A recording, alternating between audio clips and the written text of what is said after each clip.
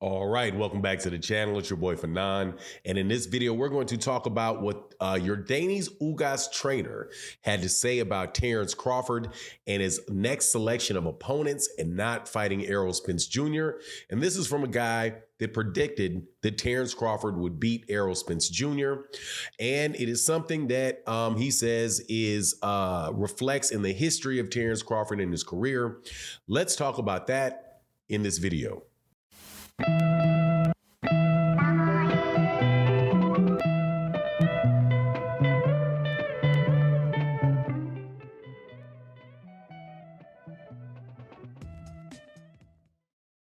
All right, welcome back to the channel. It's your boy Fanon.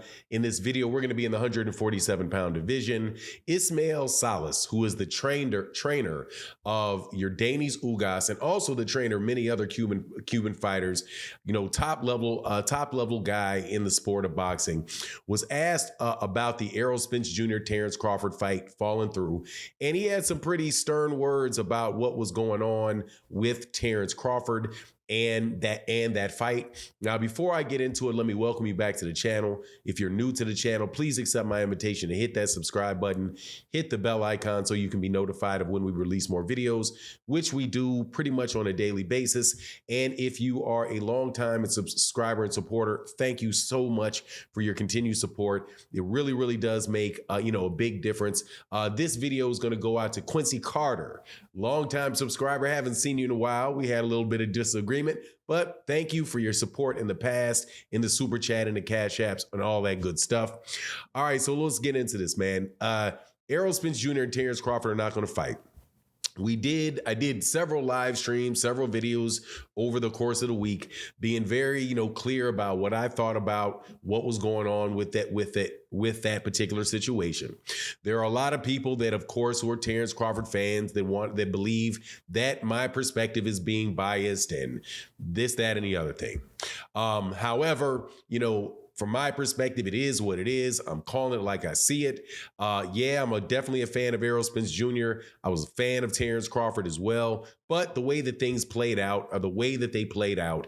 And aside from all of the rumors and the leaked reports and the gossip and all of that stuff, it seems very clear to me that when you look at the stuff that does not involve gossip and rumors, things that have actually left the mouths of the two fighters or their camps where that they're verifying what they believe is coming from them, that Terence Crawford is the reason that this bout is not taking place. Now, Ismael Salas, who was one of the best trainers in boxing, said, now this is a guy that picks Terence Crawford to beat Errol Spence Jr., still picks Terence Crawford to beat Errol Spence Jr., because when he was asked the question originally, about, what do you think happened in this fight, he jumped to the gun and said, I pick Errol Spence to win. Now, he's a Spanish, his first language is clearly Spanish. So, there's some things where he may, take him a second to translate it in his head.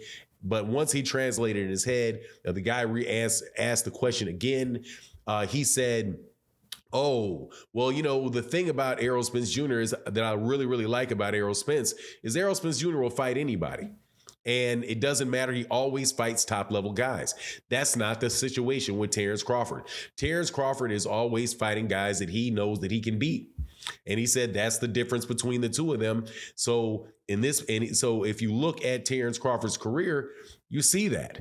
And so people that want to call that hate and this and that, and by the way, there's a very small minority, relatively small minority of people that are saying it. But, like I said, I'm not a media channel. I'm a boxing conversation. This is for boxing conversations. I share my opinion, and I can be, until I know or have a belief about what's going on, I will give both people the benefit of the doubt. But once it crosses the line of doubt for me, it is what it is, and you got to call it like it is. Errol Spence Jr. is a guy that continually fights tough competition, and Terence Crawford is a guy that will definitely take an easy fight for money. And that is exactly what has happened in this particular situation. Errol Spence Jr. is a guy that refused to fight somebody else. He doesn't have another fight lined up. Right now, you have a bunch of mandatories that are about to be dropped on him. So he's in a situation where he's either going to fight mandatories, and I would say that two really two of the three mandatories are good fights, are going to be difficult fights. Keith Thurman is not an easy fight. Jaron Ennis is definitely not an easy fight. Amanda Stanionis, you may put him in the category of that, but he's an undefeated fighter, and that's not yet proven. Where Terence Crawford, if you look at the fighters that he has fought since he's got to welterweight, have not been guys that have been at the time that they did it really at the top of the weight division. It's not the case with Jeff Horn. It's not the case with Jose Benavidez. It's not the case with Amir Khan. It was not the case with Ugas Kalvanakis. Was not the case with Kell Brook. Was not the case with Sean Porter, and is not the case with David Avancian. So, and then other than the fact that he was holding belts at the time, you might say that about Julius Ndongo as well in his last fight at 140 pounds. But, it's just not a situation where Terence Crawford has consistently fought the most dangerous or the best people in the division.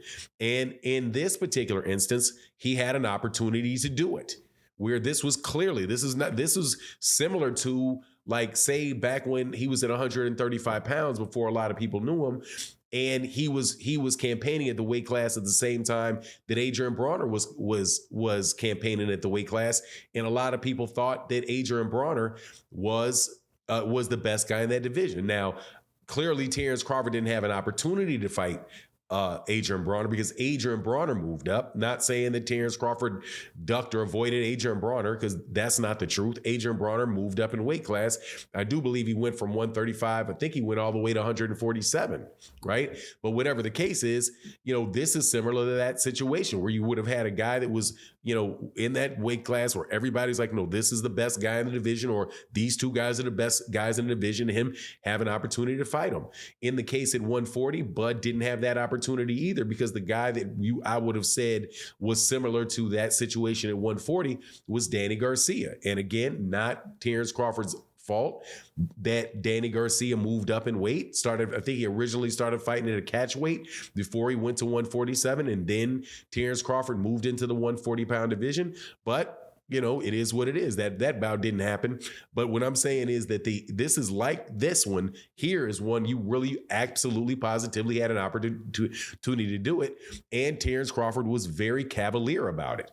His attitude about taking the fight was cavalier. Like, I could have it or I don't. I could take it. I don't need to, or I don't have to take it. And at the end of the day, for whatever reason people want to accept, you can accept whatever reason you want to accept, that he didn't want to wait another 6 weeks to fight in February, that the money wasn't right. You can, whatever the case is, the fact of the matter is that Terence Crawford did not take that fight for the biggest opportunity and the most dangerous fight that he had in his career. And all we really have to justify it is a bunch of he said, she said stuff going back that can't be verified. And honestly, a lot of people come to the comment section quoting things that have already been disproven since the last time since they had originally heard this stuff. So, I mean, it is what it is. Salas I think, is telling it like it is, and I think he's being very fair. He's somebody that can pick Terence Crawford to win the fight. So clearly he's not questioning Terence Crawford's fighting ability, and neither am I. I think Terence Crawford's an excellent fighter. Excellent fighter. Had him as number one pound for pound for a very long time. I still don't know what to do with it because of the fact that he didn't fight Errol.